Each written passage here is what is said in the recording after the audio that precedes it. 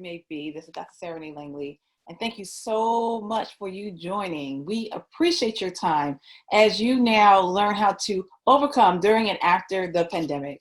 And it's so good to be among you to help you to know exactly just that, especially right now in this conversation regarding relationships, sex and relationships. So I am Dr. Sarah Langley, your host with the May is Mental Health Month, overcoming during and after the pandemic. And we are so excited. And I'm so excited. This is the fact that of who I have as another special guest to really help you to know how to bridge the gap. If there's been any gaps, in between your sex life, your love life, how can we best help and support you at this time?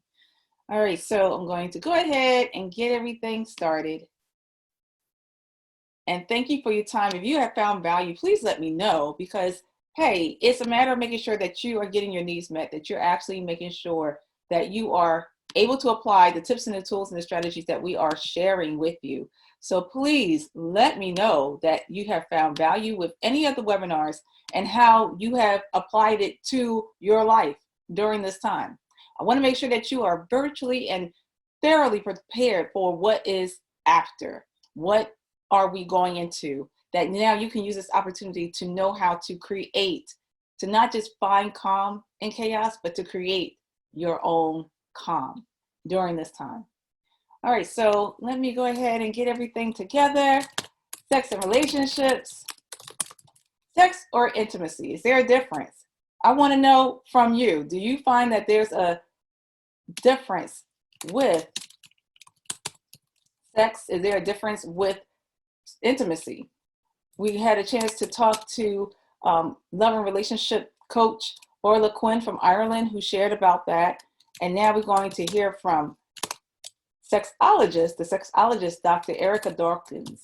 And I cannot wait to bring her on so that we can get right into the conversation. All right. So as I bring her on, I'm going to go ahead and read her bio. All right, so Erika Dawkins, she hails from Baton Rouge, Louisiana. Dr. Erika M. Dawkins is a metropolitan psychologist with a Southern flair. So in developing a style of working with people, that was a beautiful marriage of her intensive training, dynamic personality, and passion for helping folks actualize their best selves. Revolutionary Perspectives LLC was born. She's a graduate of Widener University, and Dr. Dawkins is a clinical psychologist by training. She is also a Pennsylvania certified school psychologist with a specialized interest, training, and degree in human sexuality. Dr. Dawkins is a sexologist. She has a passion for working with brown women, families, and agencies who are seeking to develop and maintain strong, healthy interpersonal and intrapersonal relationships within their communities. Topics for coaching, consulting, and counseling and training can include general emotional wellness, special and specific mental illness, psychoeducation, coping strategies, and for clients, for those working with persons managing emotional wellness, diversion and deflection for law enforcement, grief and loss, navigating behavioral health systems, and available supports, substance abuse support, and the impact of social media on relationships, to name a few. So I'm happy to introduce to you all Dr. Erika, so sweet. I'll call her the Dr. Love, the Love Dr. Dawkins. Oh my gosh, I cannot wait to bring her on right now. And I'm so excited and I'm so appreciative for the fact that she has taken the time to really lend her skill, her expertise on how to help us through this time, during and after the pandemic, in our relationships. So let's go ahead and bring her on so we can have a conversation. All right, everyone. So thank you for your time. I appreciate your time, and thank you for building your questions, because I did ask you the other day, did you have any questions, any comments that you wanted to address? And so for my audience, Dr. Erika, they're a wild bunch. And it's just interesting how, because of the fact that I'm glad that they had the opportunity to really just let their hair down and be honest. Because a lot of times I'll speak for me and having worked with clients, because my early work in in clinical psychotherapy has been with married couples, and having the concern in the matter of, I don't know, finding what was the rift, what was the issue that happened in between or in their relationships. And now it's just a matter of being able to now unearth that. What is the issue that we find that has happened, not just in the relationship, within their marriage, in their love life, their sex life. And then you have the pandemic, like that, I'm sure it had just added more issues or problems with their love life, with their relationship. And that's exactly why we're having this conversation today. So Erika, Dr. Erika, the love doctor, feel free to chime in when you have an opportunity, and just let us know, where do we begin in this conversation? Where do we start in having this opportunity to talk about this? Because apparently this is a needed conversation to really help people to know how to overcome during and after the pandemic, especially with their relationship. Hi, yeah, that's so true. It is one of the things that I think a lot of folks are really struggling with, especially given the restrictions, right? So when we talk about being able to develop a relationship and really cultivate it, where I'm from, it's called courting. You really take the time to get to know folks and what they like and what they don't like. And that's difficult to do with the world being shut down, so to speak. Right.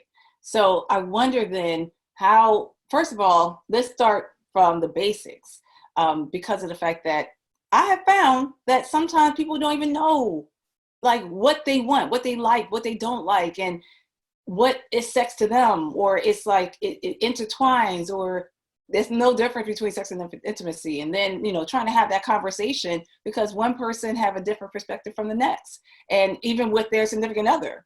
So being able to know the difference between, okay, what is sex? What is intimacy? Is it the same? Is it all in one? Is it two different conversations? Where do we begin, Doctor, the love doctor? Where do we begin? Right. Well, I think the most important part, and I think you and I were talking a little bit about this before, is to have a conversation, to communicate.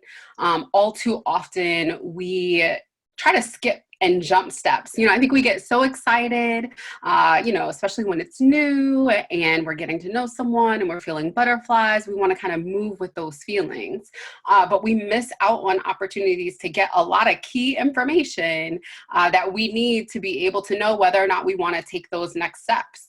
If you can think back, I don't want anybody to put themselves on blast, but I'll say for myself, if I think back on relationships that maybe didn't go as well as I would have liked or they could have, there's probably some more fact finding that I could have done at the outset that would have kept me from catching feelings, that would have kept me from engaging in things that I felt like a serious relationship deserved, because there were things about that person I would have learned early on and taken the time to learn early on that probably would have slowed that process down.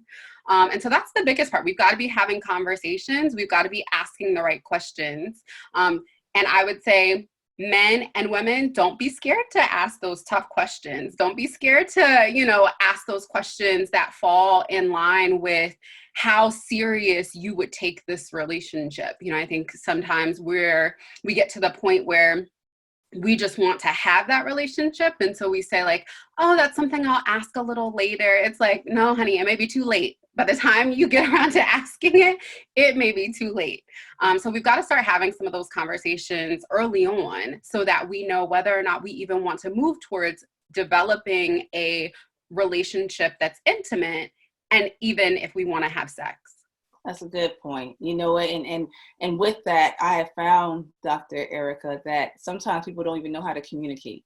They don't even know how to communicate or to convey what it is that they desire, or they sometimes mix up, I don't know, like feelings, attraction. I was going to say lust. Right? Yeah. It's like they sometimes don't have a concept of what it is. You have some people who have these emotions and feelings, and honestly, not even in touch with them. Like they don't know what these the attraction, the feelings, what it is saying to them, and therefore they either will react and then get upset though when they get their feelings hurt, when it seems like that attraction or whatever they're putting out there isn't reciprocated, and it's like what to do. So I just find that sometimes the communication seems to be one of the major rifts within a relationship, a marriage, their sex life, their love life. What do you say? What do you think?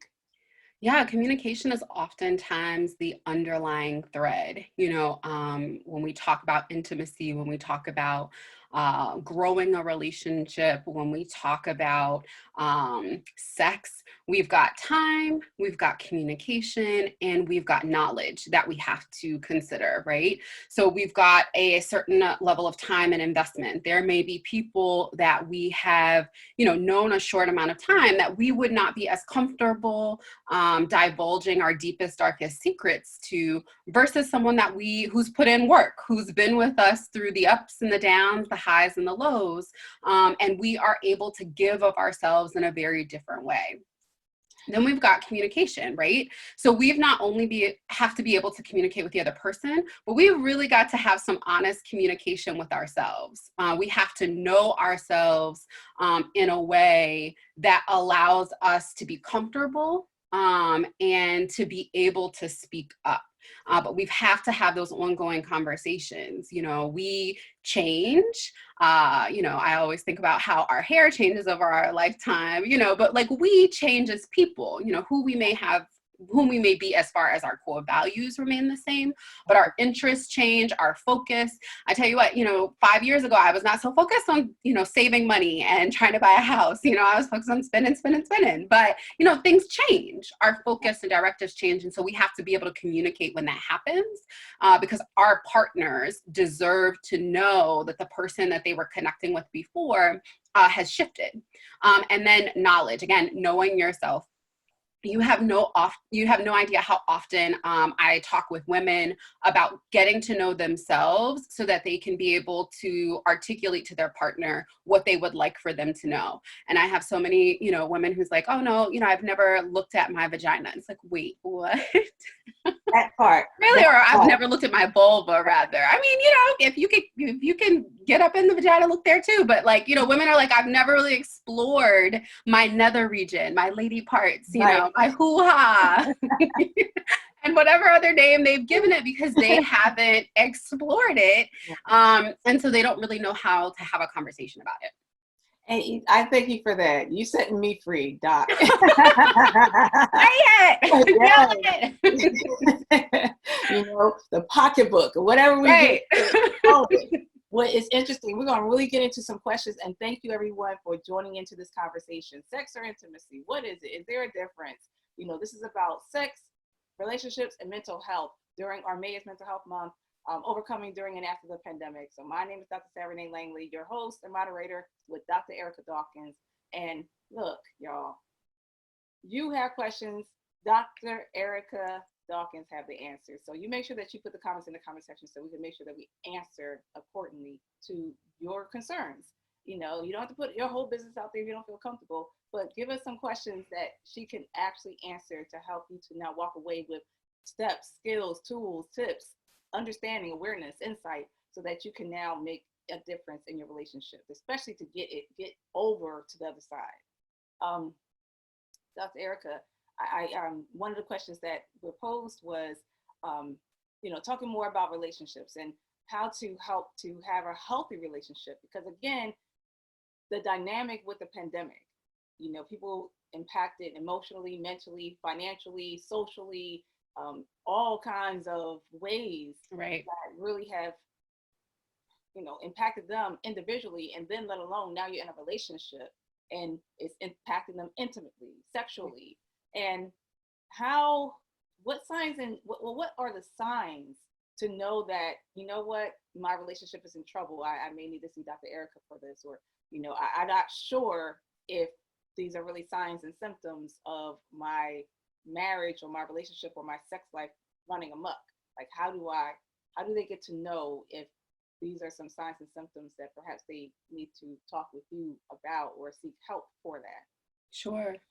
So I encourage people to kind of hold their relationships up and kind of look at them in kind of parallel. So when we say relationships, that encompasses all relationships. We have familial relationships, we have friendships, we have romantic relationships, and those relationships can be cultivated and developed in very similar ways. And so when you recognize that there are unhealthy habits and practices in one relationship, you want to look for those as kind of red and orange flags and other interactions that you may be having with the people in your life that you have developed a level of closeness with. Because, I think people try to leave intimacy for romantic relationships, but intimacy just means closeness, a level of closeness that you've developed. And so when you realize that that level of closeness has shifted, when you realize that there are some things that either you did not realize about that person or was not told,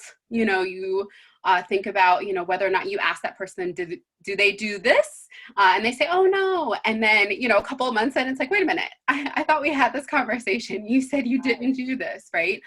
There are shifts and changes in the way that you all are communicating. So, at the very beginning, it's all, oh, honeys, babies, and now, I'm calling you by your whole government name. There's been a shift in how we are talking with one another.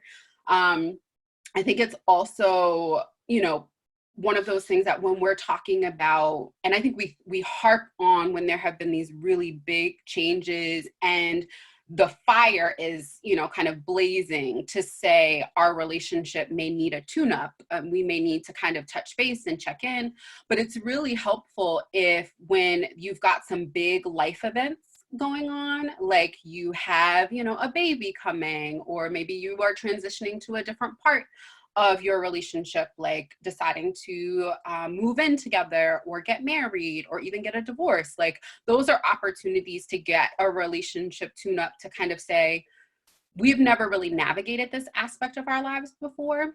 And so what might we need to consider, given that this is something new and different that we've never done before, so that we can communicate clearly and effectively and come out kind of with the least amount of bruises.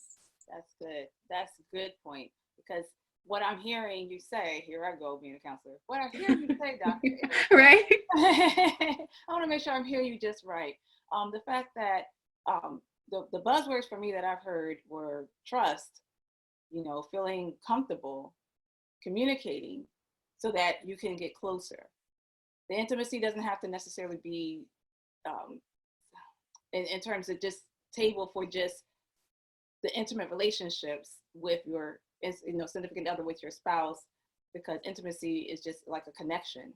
You're feeling free, you're feeling open, you're feeling to be yourself, which I find that a lot of times people are challenged with being who they are because of whether they don't want to be vulnerable, they don't want to feel weak, they don't want to be taken advantage of, past trauma, so you already have other issues that were already perhaps part of the disconnect, or the possibility of a disconnect within the pandemic, exacerbating that, or is exposing it.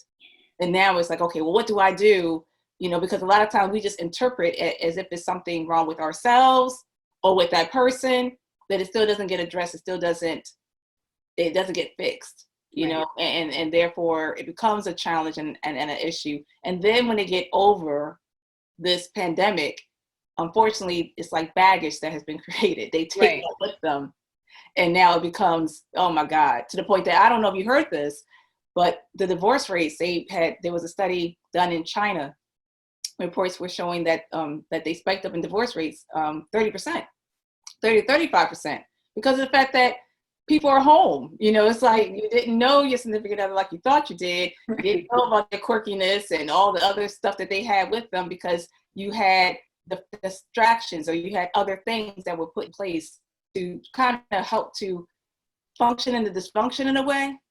Right. And to now have this all come up, like, well, what do we do with our relationship? How do we now get over to the other side? How do we help to fortify and strengthen our relationship? So that's one of the questions. It's like, when it comes to our relationships, people are asking, well, what to do in regards to the relationship. How do we make it healthier? How do we navigate through this during this pandemic? And then I have a couple other questions for you. Yeah, well, trying to have like open, honest, transparent conversation, right? This is a time that we are gonna naturally be vulnerable. I did a presentation a couple of weeks ago with folks that are on the front lines, helping them to combat what we call compassion fatigue. And that's when we spend our time kind of helping and supporting folks, and we get overwhelmed and exhausted by kind of the constant barrage of, kind of having to hold what they bring.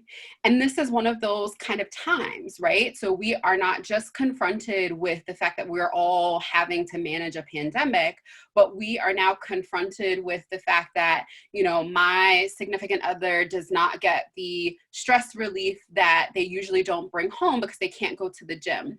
Right. My significant other doesn't get to go out and, kick it with friends, but brings like all of that here and expects me to be the best friend, the nurturer, the comforter, the cook, the teacher, Right. where typically we are we don't have to assume those roles all the time. And so starting to have like an open, transparent dialogue about how you are being impacted and making it about you. I think when we're having conversations, we have in our mind all the things that we don't like that other people are doing, but it's really that's not what we need to be trying to communicate. We need to be trying to communicate how we're impacted and how we are affected by what is happening.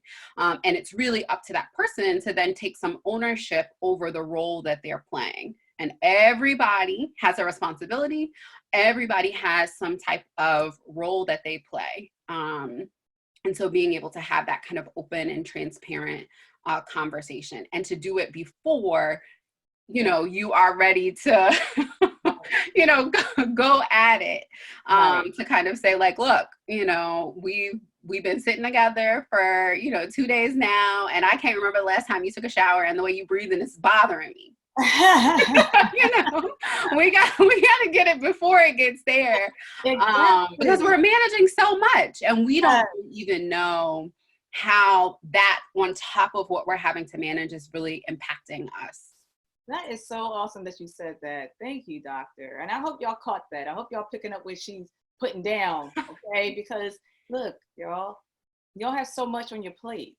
And the fact that you have so much on your plate and then you're still trying to do whatever your duties are and trying to use that though, whether it's sex, whether it's intimacy, love making, you're trying to use things to help to pacify, to quell, to whatever you're using it for, as opposed to it being your way of connection, of being authentic, of being able to now use this opportunity to really share and communicate your needs, your wants, your desires.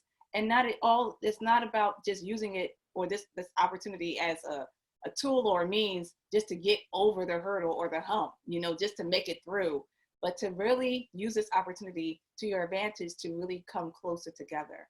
Because however, there's a saying, how we do anything is how we do everything. So however you're handling this, it's going to show up in other areas of your life. Mm-hmm. So why not do and use this time wisely?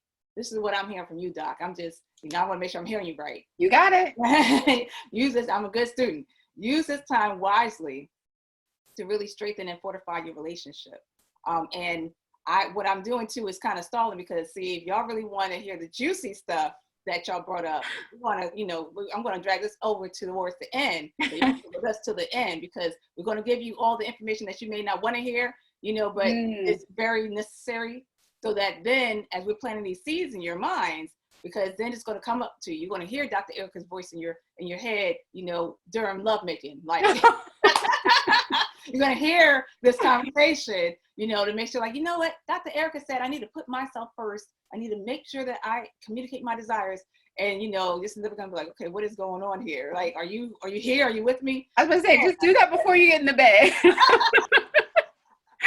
Okay, so scratch that.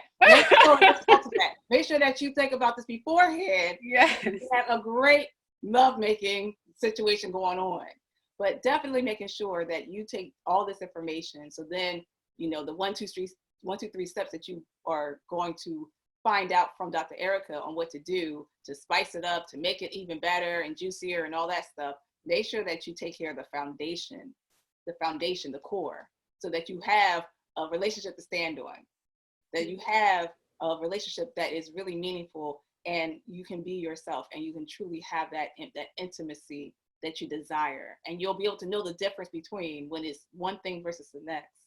Because at the end of the day, this is really to help you to overcome, to really get over the hurdle, and to use this time to learn your significant other, to learn yourself, and to really bridge those gaps that perhaps were there. So, Dr. Erika, let me see. Oh, the questions coming in. Hey everyone, thank you for tuning in. We are with Dr. Erika Dawkins. She is a sexologist. She is the relationship doctor here and helping us to know how to overcome during and after the pandemic concerning our sex and our relationships. And one of the questions really is talking about now, just shifting gears as we like gearing up to the juicy stuff. The juicy bits, yeah. Juicy stuff. Online dating. So how do you get healthy, or how do you navigate the online dating thing right now during the pandemic? Is it safe to go ahead and pick people online? I don't know. Oh yeah, I would say that this is the most ideal time to probably date online, and here's why. So most folks, try to use online dating to kind of accelerate the dating process anyway, right? As opposed to somebody walking up to you and saying, "Hey, what's up? I like you. Can I have your number?" You get to know almost everything about this person through kind of combing through their profile, and you get to decide whether or not you want to engage with them. However, that accelerates some of that getting to know you process. So I don't necessarily ask you if you had kids because I read that, and that helped determine whether or not we were even going to be talking right now. I don't have to ask you how tall you are because hopefully when you said you were 6'7", that was true, and I can tell by your pictures. I'm asking you, don't just stop sending me these space shots. Send me some where somebody done taking a picture of you. Exactly. So I have kind of cut through all of, let's say, the things on my list, and I've cut down a lot of time that we could have spent getting to really know each other, because you're telling me your hobbies, you're telling me your favorite food already. I've already read it before we probably have had our first conversation. And so right now, and so what that usually does when we're out in the elements and everything, outside is not locked down, is we now have all the information that we need to decide if we want to move forward. So we talk and then we go out. And that usually happens in a much shorter time span, where now you don't have that option. If you don't want Rona, you don't have that option. You have to slow it down and kind of say, like, yes, let's have a phone conversation.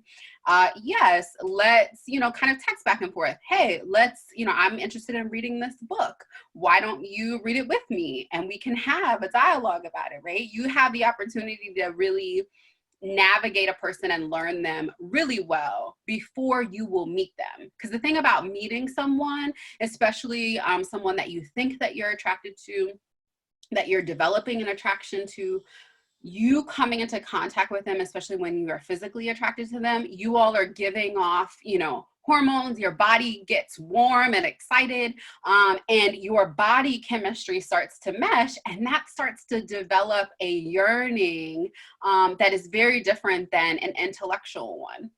It's very carnal, and sometimes that is hard to kind of separate. So I would say this is the best time to engage in online dating and really have the opportunity to vet someone, have those conversations, ask those tough questions, because what's it gonna hurt? It's not like they're never gonna see you again because you haven't seen them.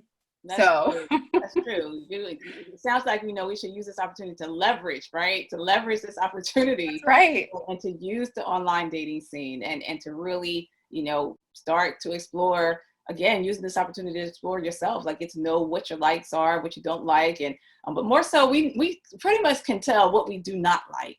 But for a change, we perhaps should start considering what we do like, take the time to get to know what we like, and then go from there. And I used to not clown, I shouldn't say that. I used to really, one of my good girlfriends, she knew how I can be. And, she was telling me how she had a couple of profiles on different sites. And I think we were texting back and forth. And so when she texted me and sent that text about how she was on different sites and, she's exploring her options, she was like, oh my God, I just sent that to Sarah. I know she's not going to let up on me that I just told her that I'm on these different sites. and no harm, no foul. It's whatever works for you all. Whatever works is, you like it, I love it. I guess the concern was because of the fact that you do not see, you can put up any picture. You can put up any picture, and it's like, and you can put any information. You're going to put your best foot forward. So how do you really get to know until I guess it's time to really see each other? And then, because I've heard horror stories as well, like when people think it's one way when you see the profile picture, and then it's another when you actually see the person, and it's like, wait a minute, you thinking that the person is like 10, like 5'10", right? Damn, it's like, oh, this is you.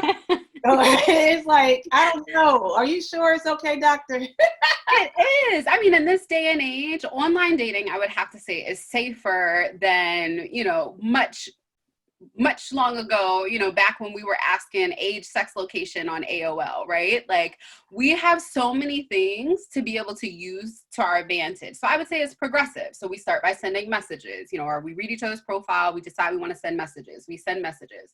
We text if, I'm a phone conversation, call me old school, but I'd prefer to talk with someone so I can get an idea of how you speak. Like you said, anybody can fake it till they make it. Anybody can get through an interview, right? Anybody can keep it together. But let me really see how you move when we spend more time. So now we're talking.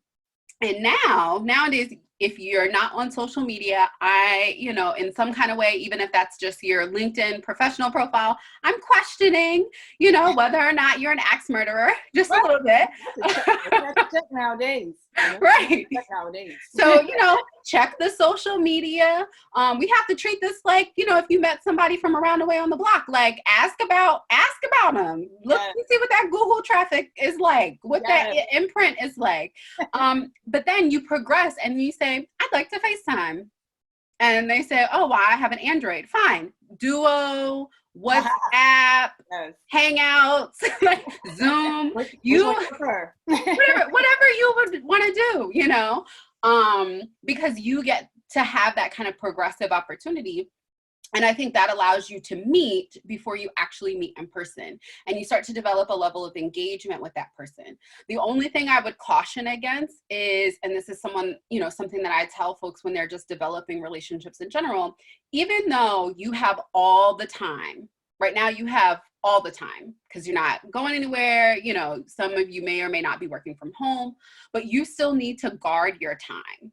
So there is no reason that you should be talking to someone for 5 hours a day. You should not be talking to them, late into the wee hours. Just because you have the time doesn't mean that you should pour that time constantly into kind of getting to know someone. You should still kind of spread that out because you could get really filled up and infatuated with the fact that you guys can talk for hours or text all day. But what you lose is some of that individual, kind of individuality, that space that I think some of our couples are starting to find overwhelming, that constant contact. That's so good. That's so good. I just counseled somebody about that. They were, living together and she didn't want to part ways with her significant other. But she thought that if she was to move out, that may impact their relationship or negatively. Mm-hmm. But yet she gave me all the reasons why she should leave, and in hopes that maybe perhaps it would help them to strengthen up the more. And her biggest issue was the fact that they've been in the same space, the same place, looking at each other all day long. And when you think that is like that's amazing, like, oh my God, I got all this time because I couldn't wait to get home to my significant other. All this time I had work between us, I had to be here 9 to 5 and then get back here, and I only had for a couple of minutes with my significant other. Now we got all the time in the world, and now people are complaining. Look, Doc, I don't even see, people putting hashtag couple goals. I don't see those pictures anymore in regards to, this is my best friend, my homie lover friend. Right. And, I'm just so, in love and so lucky to have this person. I used to see all that little mushy stuff, and I don't really see that anymore. Right. Now they say like hashtag who?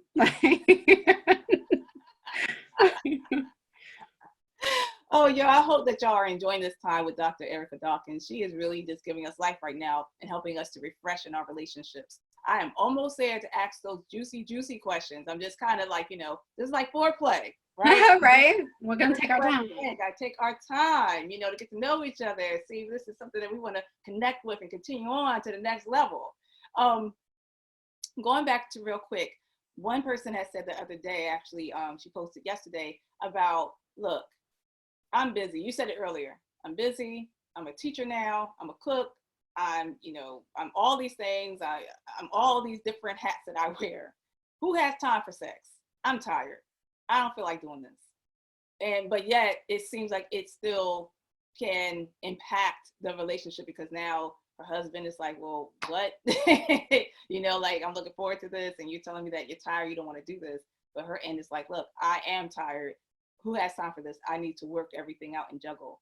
What do you say, and how do you help that person out? Yeah, it's funny. I listened in a little earlier, and I think the response was kind of like, get organized. And while I hear that, so I can hear that because I am the organization queen. Anybody who knows me knows that my days are scheduled like the military. But the challenge there is it doesn't really acknowledge the reality that those things are actually happening, that those people are literally exhausted from being on 24/7. And so I think it goes back to like what we talked about in terms of having a conversation. So turning to my partner and saying, babe, this is what, my day looks like right now compared to, and why don't we put that up against your day? If she and, her partner or significant other are doing, about doing these things together, then maybe the conversation is, how can we maybe shift the load? You seem to have a little more energy at the end of the day. Maybe what could you take from me that could allow me to feel like I have the energy to be able to do this at the end of the day? I think also that person should really evaluate how important sex is to them right now and be able to say that, like when all is right with the world and I get breaks and I don't have to be all parts of me at the same time.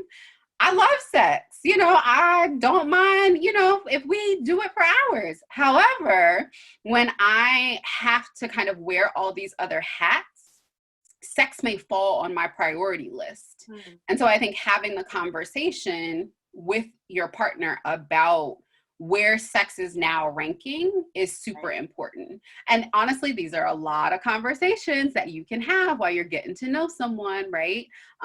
While you're establishing the relationship and you're just revisiting them. Remember, like we talked about how relationships and priorities and interests change. So if you talked about this before, now we're just doing a check-in. Just, you said when we was dating, sex was number one and eating and breathing was number two. I'm just checking to see what has shifted, and it's like, well, now I kind of like to eat and breathe. And so sex is now, sex is now a number four. And so, but that's important to know because your partner may still be at a one. And so now you have to figure out how to navigate that together. So I'm going to take it back to the conversation. Then I'm going to take it back to kind of like, how can we reprioritize and work together to create a space where sex could be possible. And then I would say we need to look at scheduling it. So just like we get our kids on the computer to do their classes, just like we clock in for work to show we're working from home, we're going to plan to put sex in our day. And it doesn't have to sound boring like that, but it can be something that we really look forward to. You start to send flirty texts on Tuesday, like, ooh, it's almost Friday. And you start to get excited. And I think for the partner that doesn't have the energy, what it does is it relieves the idea that like you could roll over at any minute and try to stick it in, like, cause you just ready, like, please do not assault me. It's like, we agreed upon Friday. I'm gearing myself up for Friday. Give me a chance to get there.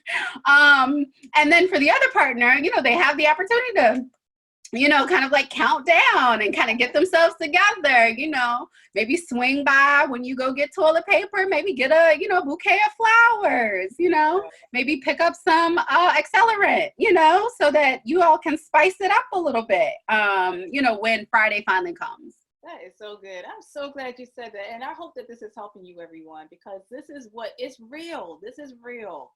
Do what you have to do to help to maintain, to sustain, and to overcome. So that means that you have to schedule it, then do that.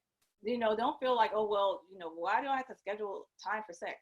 Because, hey, you have to schedule it at this time. If that is what you two agree on. Now, like Dr. Dawkins said, she was talking about the communication piece, being able to navigate through how do you now have this healthy conversation to now find out and to figure out what works best for you two at this time. Have the conversation, settle on it, and then honor the slot, honor that. Don't be like, okay, well, yeah, we did agree on Friday, but I'm just feeling it right now. It'll be better for you to have a conversation versus just going for what and then your significant other feels like, you're not, at the worst end, feel like you're violating something, because right. It depends on where that person is, and things that they have to deal with, as opposed to at the least, feeling like, well, dag, I thought that we settled on, this conversation that we were going to wait until Friday. And to be creative, though, right. To leave the opportunity to work through, like you're shaping it as you go along as well. So leave room for this opportunity to navigate, to create, to figure your way through, and until you get that groove to now having it work for you in your relationship, and that you're both in alignment with it, because right. That's always key as well. Now, Dr. Erika, someone was saying about going back to text messaging or sure. Not text messaging, online dating. Mm-hmm. Jeremy has said that he can't seem to find a woman online who wants to talk, and he can't stand texting. Any advice for him? Sure. So I would take the opportunity to update your profile and make that front and center. So if that's something that's super important to you, you need to update your profile, all your profiles, to like advertise that big bold, like take me back to 1993 when you walked around the house with the court phone, like I want to talk, so that any woman that's coming across your page already knows that. And she should be able to be honest enough with herself to say like, oh, Jeremy's probably not my cup of tea. Like, let me keep it pushing.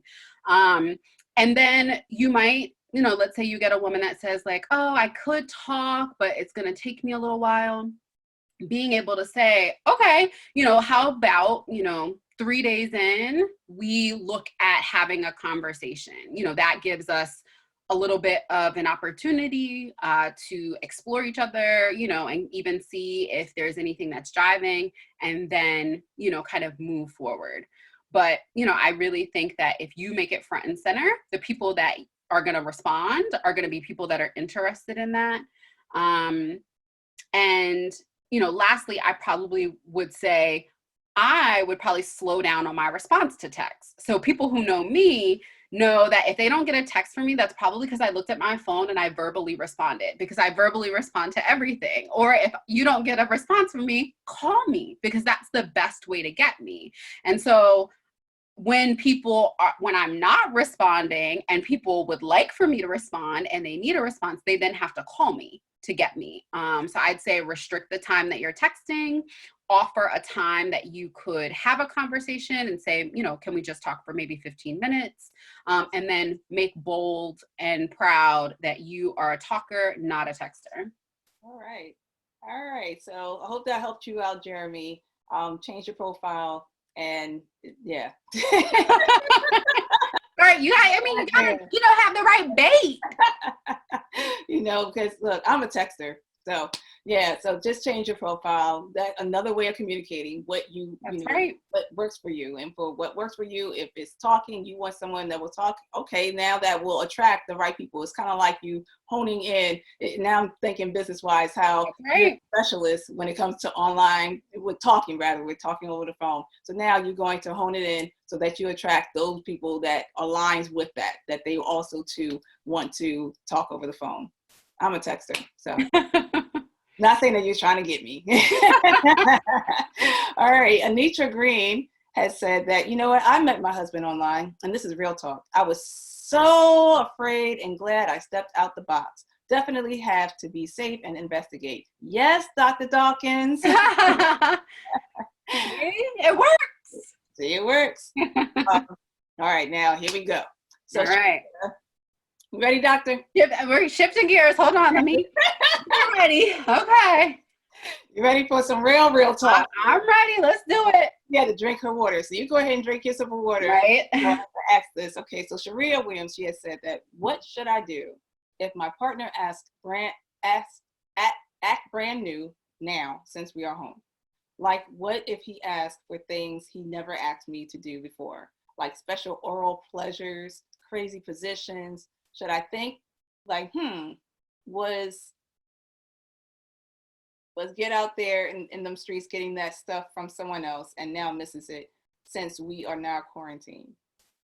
So I'm somebody who, in my professional life, I don't like to jump to conclusions. Like, I don't know if you've ever seen those little memes, people like right at the edge, like just women just ready to like jump, like to the worst possible thing. So I'd say one step before that is potentially recognizing that your partner is home with a lot less to do and is exploring probably like things that, maybe he starts off, with, missionary porn, and it like escalates and he finds himself down a rabbit hole and finds people, like standing up.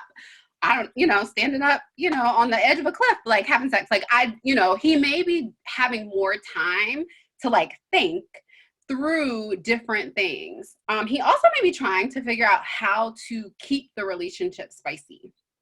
He may be taking the initiative without having had the conversation, but saying like, I don't want you to get bored of what we usually do. And so like, I'm trying to make sure that I put in the effort, because of course I don't know what your history in terms of communicating to him, what you'd like, what, your love languages and how you all navigate usually. But those would be the first two things that I would jump to. And then you already know what I'm going to say. You want to have a conversation with him. And I think let's start with the first, like, where are these ideas coming from? Let's make it open-ended, okay? Don't go in there guns blazing, accusing him of being out here in these streets. Just kind of say like, where are these ideas coming from?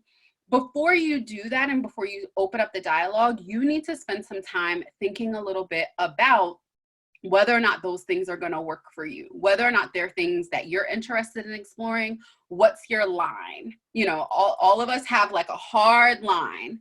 For some people, they're not interested in trying any other position or style. They like vanilla sex. They're not really interested in Rocky Road, and they for doggone sure not going for birthday cake. Like, they are vanilla people. And so you have to know like what your limits are so that you can say, I'm not interested in this, but I'd be interested in that. Does that interest you? And then, gauge the response. And if, he starts talking about like, well, this is some stuff that, I've always wanted to do, or I really enjoy, and it's not something you've ever seen, then you're like, okay, well, this is new. This is new to our relationship. What makes you want to do this now? Right? So that you can get some more information. But again, decide what you're comfortable with and go ahead and draw the line. Awesome. I hope that answered your question, Sharia. Thank you for that question. Jeremy had asked, how do you get your partner, maybe it's a similar question, not sure. How do you get your partner to try things with you that has never been done before, or the person had a bad experience with it? Right. So I think acknowledging that folks have had bad experiences and letting them know that you want to be as supportive as possible. Right. So let's say that the person, hands down had a bad experience with anal, and there's no way that anybody's coming towards that area ever again. Then you have to be at the place where you accept and you say like, is anal super important to me? Where does that rank on my list of like sexual activities? And if it ranks pretty high, and sex is super important to you more than the level of relationship that you've developed with this person, then you have to make some hard decisions, right? But I think if you're trying to introduce something, having the conversation about the fact that it's something that you're interested in, are they familiar with it? Where does it fall on their like sexual experience scale? Is it here into something I'm totally into, or somewhere in the middle? And then having the opportunity to like give them the opportunity to do their due diligence. So they need to maybe read up a little bit on BDSM and what being a dom is. They may need to read up a little bit, you know, around I don't know, nipple clamping. You know, like they may have to understand the risks and the benefits to see if that's something that they really want to do. And then I'd say, you know, maybe provide some like examples, some visual, so that they know what they're getting into. And the most important thing is that you all decide together to move forward safely. Good deal. And I thank you for that question, Jeremy. And I hope that this helps you all, because at the end of the day, the bottom line is communication. Right. So you have the communication, okay? To communicate, to convey what you want, what you like, and to give that opportunity for your significant other to make that choice. A lot of times it seems like the challenge has also been is, you know, you're getting new, you're switching up, it's not the same. Because while we can be creatures of habit, and for some people have a challenge with changing, you know, they're used to it just being a certain way, the same way. And oftentimes you already know how your significant other is, you know, so you need to now acknowledge that and to embrace that, and to now have the conversation so that now both parties, all parties involved, are in agreement. Because it seems like if it's not an agreement, then it seems like respectfully, maybe it cannot happen until you now either compromise or find the happy medium, versus trying to make someone do something because they love you. And if they love you and trust you, then they should go with it. And then unfortunately, what I found, Dr. Erika, is when people do go with it and then they still don't seem to like it, then that's where the argument ensues. Like, well, you said Right. that you know, but you said you did it, so why'd you go along with it? You know, I didn't twist your arm. Well, subconsciously or subtly you did. You know, Right. you did, but we're not gonna, you know, we need people to take accountability and responsibility for all parties and all parts that people play. I brought that up to say, I can never pronounce this word right. Polyamorous, did I say Yeah. that right? Yeah, you got it. Okay. So, you know, the other conversation was, another question was about that. Mm-hmm. If one person is interested and they want to introduce that into the relationship or into the bedroom or whatever the case is, and the person, their significant other, have never done that before, but they go with it, and then it becomes disastrous because, again, you know, you change up, and it's like the person's like, oh, I didn't want to do this in the first place, and now it's an argument. And, you know, why are you allowed in the first place? I asked you. So it's like, how do people approach that if there's something that the person, one of the two, want to do that? That's the first question. You know, they really want to do it. How do they approach it accordingly? And then the second question is, all right, now they're in it, and the person, their significant other, didn't really want to do it, and now it's showing up. She or he agreed, but now into it, she or he is like, no, and now it's like it becomes a problem. So Sure.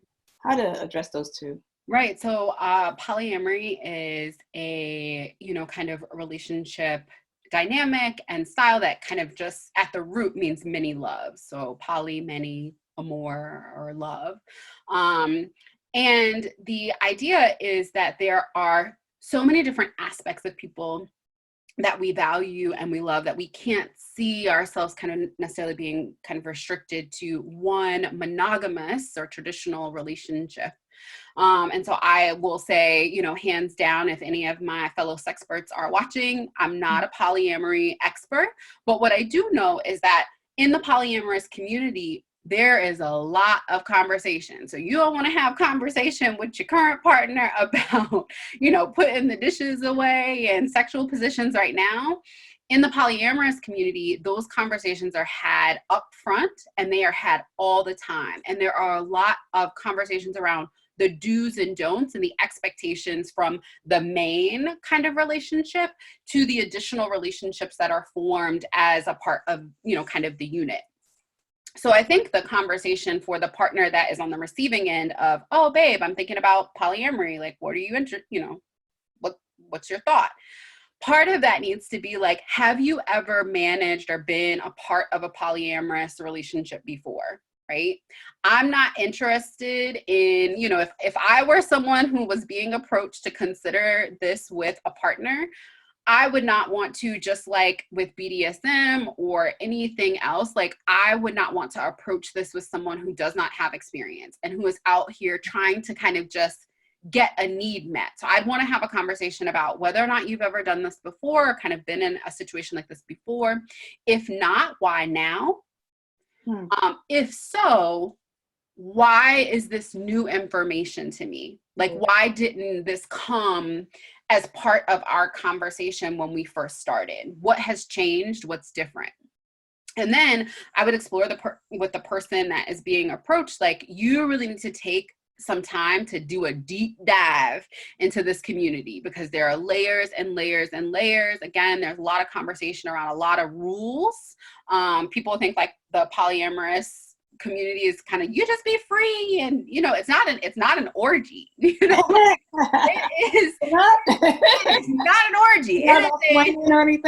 It is a very rule bound system, like, where I'm in the main relationship and, I can only go out on dates with my one other that we have agreed that I have on Tuesdays. And so, and I have to be home and have to have 3 dates with my main other times, So, it really deserves some investigation. But even when you said it kind of around sexual activities, my advice to folks is know that that you're okay with trying it. Even after you try it, you do not have to say, I like it. That's like beats. I mean, it wasn't until I was an adult that I tried beats and said I liked it. Every time up until 33, I did not like them. And I had to be okay with saying that. Because what you don't want to do is you don't want to get in this pattern of doing something to please your partner. Yes. And you're seething with like regret, and you are seething with resentment, and every time you look at them you think about stuff that they're forcing you to do. Again, think about when your parents made you eat their vegetables. Like you're like, oh, I do not like this, I do not want to be in this situation, and you start to resent that person, and that starts to break down your relationship. And so when it comes to like not pleasing them because I don't do a sexual favor versus like starting to chip away at the foundation of our relationship, I'd rather you just be pissed that, I'm not interested in having a threesome. And hopefully you'll get over it or you'll get going. There you go. That's the bottom line. Good. Period. Good. Period.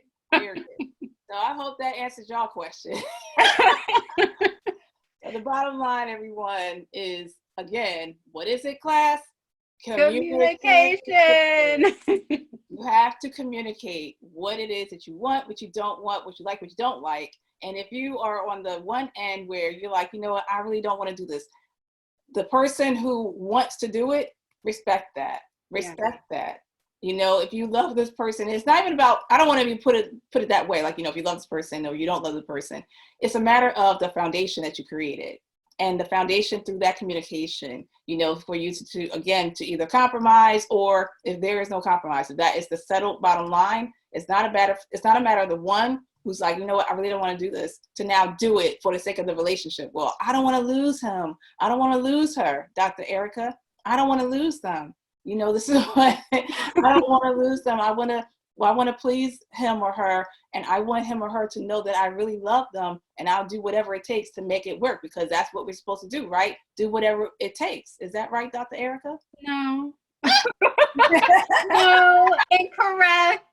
You do what you need to be in a healthy relationship. So, when people say, I'm going to do whatever it takes robbing a bank. I'm going to go, it takes giving a kidney. It takes killing somebody. It takes jumping them in. It takes some real like gang initiation type stuff. Like what's your line? Because if you establish a pattern of interacting with someone where they say, like, if you do this, then that demonstrates that you love, what's going to be enough?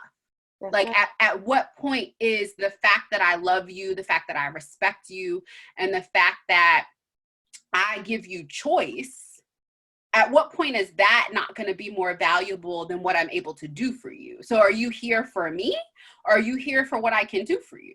Mm. And if you're here for what I can do for you, here's again my line, you know, here's where we draw it. You know, but if you're here for me, then you have to be here for me, the ups and the downs. Because all that does to me is communicate that let one difficult time come. Let one time come where I don't feel like cooking. Let one time come where I'm not happy-go-lucky. Let one time come where, you know, I'm on my cycle and refuse to get out of bed. And I definitely refuse to go down. Like, so now what? Now what? Right. Now we're not going to be kicking it? Okay. Oh, Bye. oh, Bye.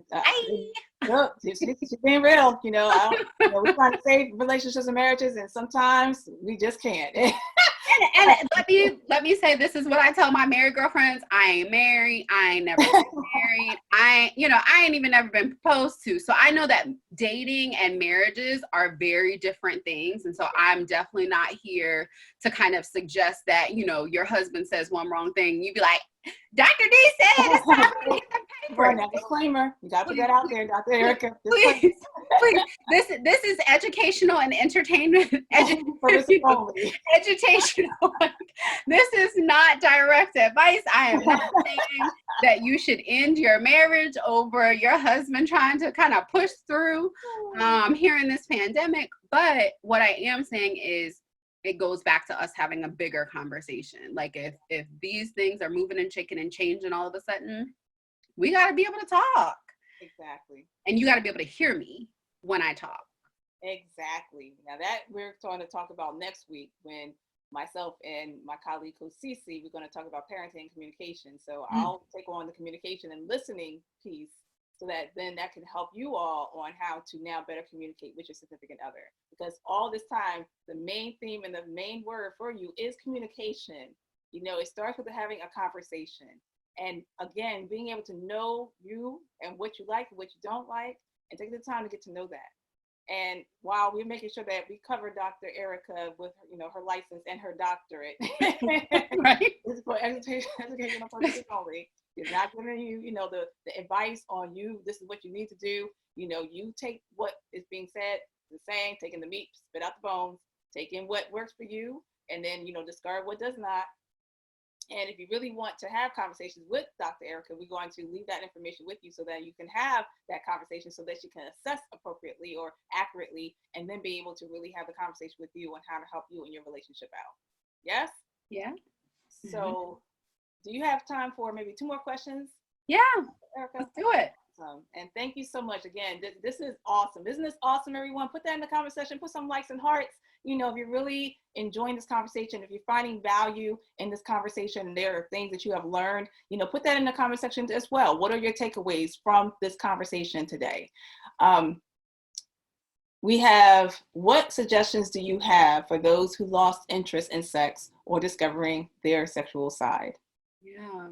So that's actually kind of pretty common, that when huge life events happen, big changes, that, you know, sex for some goes right out the window. It's lower on our priority list.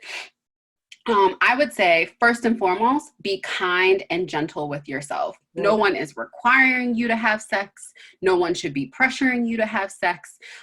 It may be confusing to you that all of a sudden your libido has dropped and completely bottomed out, but it's not uncommon. So, you know, be kind with yourself. And then I would say, being able to kind of acknowledge and think a little bit about what has changed and what has been sparking for you before. And so sometimes we want to jump kind of straight to the sex, and people forget, you know, your partner, or even, you know, you have forgotten that I like to take like nice long baths and really, kind of like soak up and feel pampered to feel attractive. Because I think that is one thing that we have to be willing to consider, that, right now we may not be doing the things that we usually do to show that we are, kind of interested in taking care of ourselves and, kind of being at one with our body. We are trying to detach in so many different ways that we are, sometimes trying to even escape ourselves. So getting back in tune with yourself, maybe kind of saying, what are those things that I do that make me feel good? Not necessarily that make me, be out here trying to catch, but what are some things that I do that I enjoy for me? And indulging in some of those. And you may find that the person or people that usually you attract are noticing that you are caring for yourself. But don't feel like you have to rush it. Even if it's something that you desire to have back, take time and thank your body for what it is doing. Like, your body is really putting in work. Mm-hmm. We are all, grieving and experiencing the world in a way that we probably have not seen, most of us have not seen in our lifetime. To be restricted, to have so much freedom, to be here in 2020 and have so much at our, fingertips and so much advantage, but to be so restricted, like you are trying to figure that out, and your body is trying to do that. Your mind is constantly trying to figure that out. And so you need to give yourself grace, be kind, and take your time. Good deal. Good deal. Thank you for that. Hope that was helpful, everyone. The last couple of questions for you would be, it is like an emotional roller coaster right now.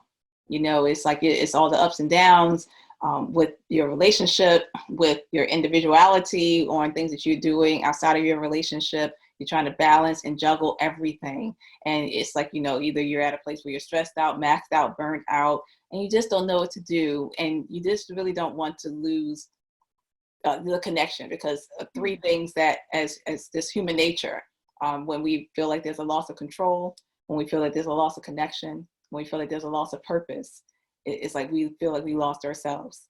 And Dr. Erika, do you have any tips on how to move forward in keeping the connection alive with their significant other, with their marriage, during this whole emotional roller coaster? Yeah. Yeah. So kind of rediscovering each other and the things that you enjoyed about them in the first place. So we've already covered kind of some of those, having this conversation about whether or not you feel like there, kind of has been some disconnect, and acknowledging it and creating a trusting, truthful space to be able to say, like, I'm really tired of looking at your face and I don't know what to do about that, or, I feel like you don't really understand the fact that I still am working, and, you have a lot more free time. So, right, like we talked about, kind of communicating that in that way, and then finding ways to stay connected. So we've got to create some distance to enjoy coming back and creating connection. So if you can work together in different parts of your house, if your significant other can get out and go grocery shopping by themselves, or go out and take a nap in the car, or take some opportunity to create some distance so that you look forward to the opportunities when you come back to a collective space. For many people, they're spending a lot of time in collective space and probably in close quarters, like rubbing up against all day long. And, for some of us, there's this thing called like skin hunger. And that's like when we crave being next to someone. But if you think about, if you're, you touch, when you initially touch an area on your body, it's sensitive, you can feel it. But if I keep rubbing and touching, eventually it's going to go numb. Eventually it's not going to bring the same type of pleasure and feeling that it brought the first time. And so I've got to have some absence from it to be able to get a response that I'm interested in getting. And then I would think, get creative. So, a lot of couples are going on walks, hold each other's hand, kind of find some opportunities for touch and engagement and connection, even around some of the everyday things that you're doing, and making it new and different. Good deal. Good deal. Thank you for that question. Anitra has said, this was awesome, ladies. Great points and very clear and practical. So awesome. Glad that you found this to be clear and practical for Anitra. Thank you. I guess the last question would be, and then of course we just have to know, how can we keep in touch with you, and what do you have to offer to, to really help people to know more about how to help their relationship and their marriage and their sex life and love lives out. It goes back to the mindset and the conditioning. So Christian singles, and they have this desire for touch, for connection, for love. They're not married, but yet they want to, explore. They just have this urge or craving or this desire to love, and they just want to do it. They want to explore, but because of how, the Bible says, and they don't want to go to hell, and then they don't want to be shamed or to be judged for this desire that they have. Is a two-part question, it seems like. How do they manage this emotion or this desire, when it seems to go against their conviction, and then they desire to do it? And how do they now manage or do that? Like, what do they do with these emotions that they have, as well as trying to maintain, and however you can answer that, maintain, I guess, their Christendom, or keeping their convictions intact. It seems like there seems to be a challenge or a struggle that they want to do this, or that they have done, but their conviction between, they just don't know what to do, and they don't know what's going on within their own bodies, because they just don't know what they're getting into. For sure. Yeah. So I will be, humble, open, and transparent. I'll be hot in that I'm a Christian. And so it's something that even I, as a Christian, struggle with growing up in a Baptist church in, Southern Louisiana. It was, that's right. You don't have sex. You definitely don't have sex. You don't have sex, before you get married. And even after, you have sex, after you get married, you have missionary. And so just like, that's it. And you only have sex to make kids. So, I think that there's a difference between religion and relationship. And so as a woman who is growing and developing in my faith, as I continue to understand what it means to have relationship with Christ, it has been a part of my journey. I'd be lying if I said, being a Christian, I've never had sex. I'd be lying if I said that it's never something that I have felt like no conviction about. But it is one of those things that I think is unique to everyone's walk and where they are in their faith. And so if you find that it is diametrically opposed with like where you are in your faith journey, you need to do whatever it takes to kind of get relief from being from feeling that pressure. And so if your kind of affiliation says you're not supposed to have sex, or you're not supposed to be engaging in sex, and you feel pressure from the world to have sex, don't. There's no one that's clocking and policing sex. I know that sex is everywhere. Sex sells. You can be, everybody, has, their OnlyFans or whatever, but you don't have to engage in that. That doesn't have to be a part of your ministry. Like, you say, here's my line. And anybody that respects you is going to respect the line that you draw.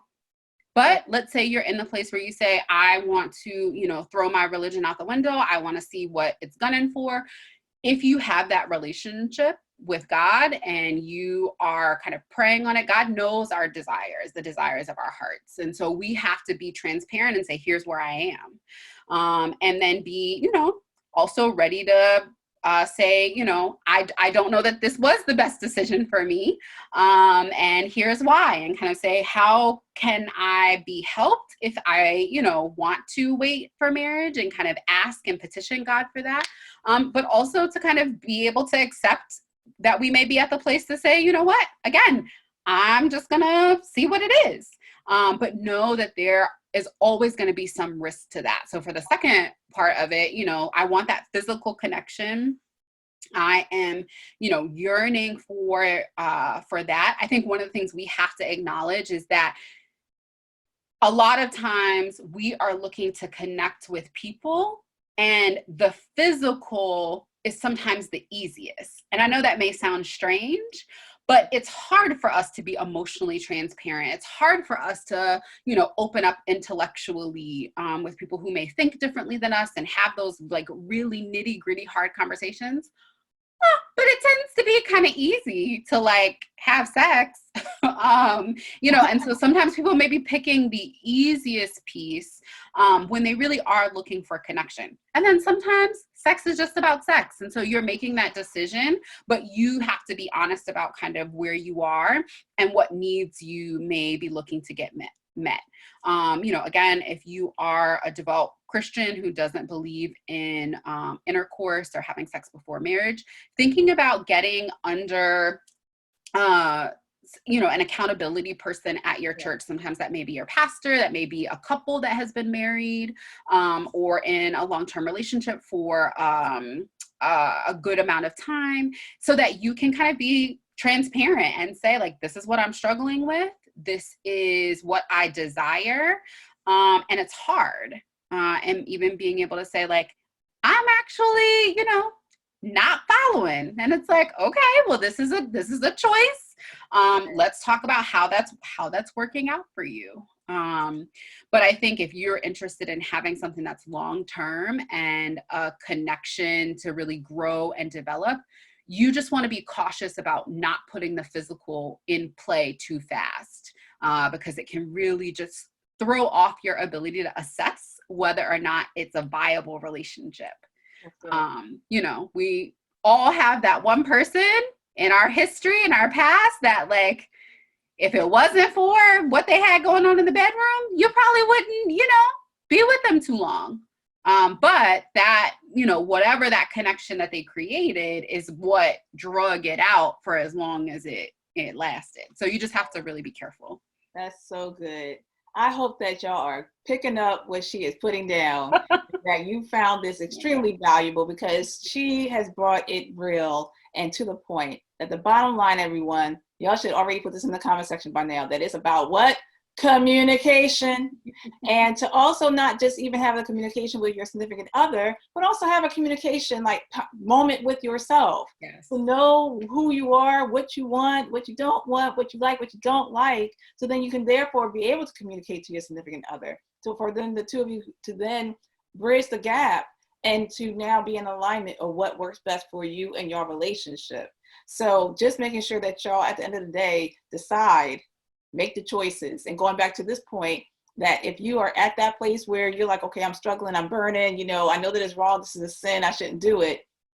Like she said, which was I just think that she covered all, Dr. Erika had covered all fronts and all sides. The fact that, hey, have accountability. Then, if you really like, I really don't want to do this, I really want to, but I really don't, then have accountability. Talk to your pastor, talk to your, place of worship, clergy or whoever that you feel comfortable to talk with to help you to get through. If you're at that place where you're like, what, it comes down to decision, choices, and this really being okay with your choices and decisions, but at the same time, knowing what the risk and the cost is.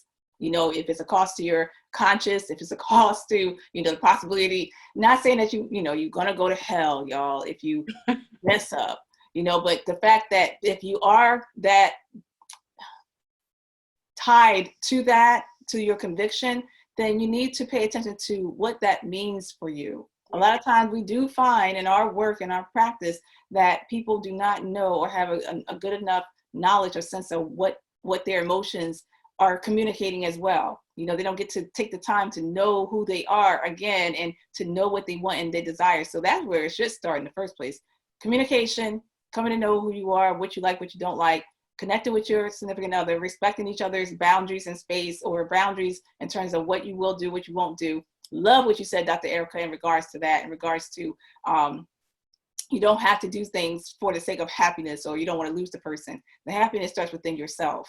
It's not about any external factors that you're trying to find to now seek happiness, because now when is that thing if you keep doing over and over and over, you're doing more and more and more, well, if you love me, you'll do this. You love me, you do that. I mean, when is it ever enough? So perhaps you need to consider on both ends, you and your significant other, that the happiness shouldn't be based upon actions and what the person is doing, but you get the happiness within yourself, and that will breed harmony and alignment with the two of you. So, they had in there, someone stuck this in there. Dildos, tongue rings, and vibrators. Is it a go? Is it in, or is it out? I was going to say, is there a question? they're just listing all the stuff they have. Yeah, man, it's like, is it okay to have that even when you're married? Do we need to introduce that into the marriage? I want to, but they're not with this. But yeah, just to spice it up. Is that okay?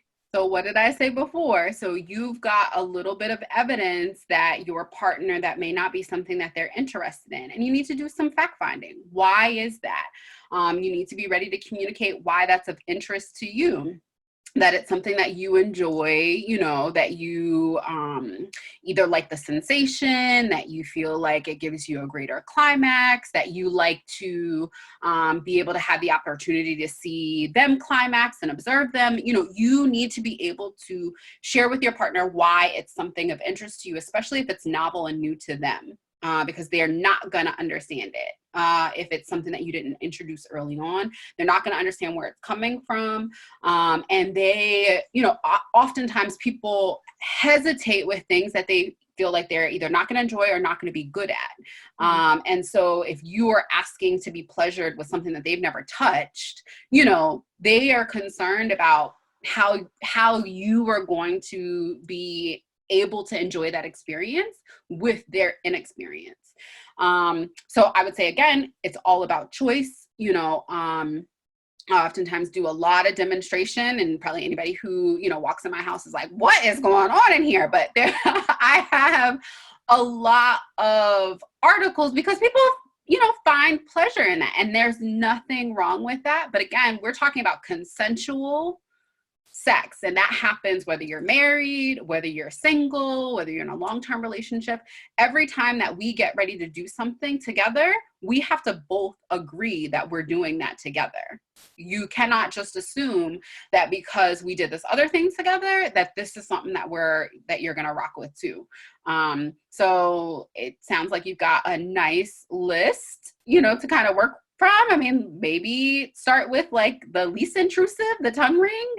That's the smallest, to kind of see if that's an area of kind of opportunity to explore. But again, having that conversation, getting some background, because for me, if you maybe understand why your why not is their why, you may be less inclined to push that area. So there are, partners, women and men, who have experienced assault. Right. There are women and men who have experienced people, trusting people to keep them safe in one of those like rawest, most intimate times that you can spend with someone. When we talk about closeness, y'all naked together. Like that is the most intimate opportunity you may have with someone. And when you're violated during that time, it can completely shut down so many other things. So you need to understand their why before you kind of try to push your why not. That's good. Someone had asked, and what we can do is, if you have any questions for Dr. Erika, you can reach out to her in regards to anything else that you want to, just let her know, and to see how her services can best support you. Apparently, this whole time in conversation, you have definitely received great value, great information that can help you out to overcome during and after the pandemic concerning your relationship, your marriage, your sex life, your love life.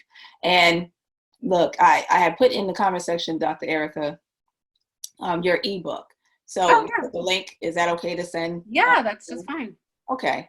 So how do they get in contact with you, Dr. Erika? And any final like takeaways or tips or advice that you want to bring it home? Sure. So I am accessible across social media. That's Instagram, Facebook, even Twitter, at Revolutionary Perspectives LLC. My website is www.revolutionaryperspectives.com, and you can feel free to reach out to me on any of those mediums. And I think the piece that I'd like to leave is this ebook. So I was really starting to think a little bit about kind of not only what we were going to be talking about tonight, but kind of things that we were coming in contact with in general over the course of this pandemic. And the ebook is entitled Let's Shift. And the question that's asked is like, are you ready to shift? And it gives you 5 concrete ways that you can help manage your feelings and take control of the day. And so how can we put ourselves in a position to feel successful, to feel like we are making progress, making headway, to feel like we have some sense of normalcy? And that's really what I would offer. I feel like for Black and Brown people, we are maybe not always comfortable asking those questions. We're not really always comfortable seeking out information, seeking out counsel. And so my interest is using the platforms that we tend to gravitate to the most, social media, to kind of say, this is a space where you can come, get educated, as well as get support. And so yeah, I'd say any of those platforms, folks can feel free to reach out. Also, let me know if you do download the ebook and if you find it helpful. Hit me up on any of those kind of platforms and let me know what you think and how we can continue to develop content that you need. So I'm learning as we have gone digital, or I say digital and I mean virtual, because I'm essentially apparently 80 years old, but but in learning the platform in which my website and new shop sits, I can't make a zero or free item, but the item is free. You'll see that it costs $1. If you feel compelled to pay $1, sure, go ahead. But there's a code that you can use to make it free, and you can download it immediately. The code is SHIFT. And so when you go to the website, click the ebook, it's the only one there, but you can access it that way. And then let me know what you think. All right. So everyone, have this been amazing? Put the hearts up, put the like up, share out, because sharing is caring, and you never know. You just might not only save a life, but save a relationship, a marriage, a love, and a sex life. So look.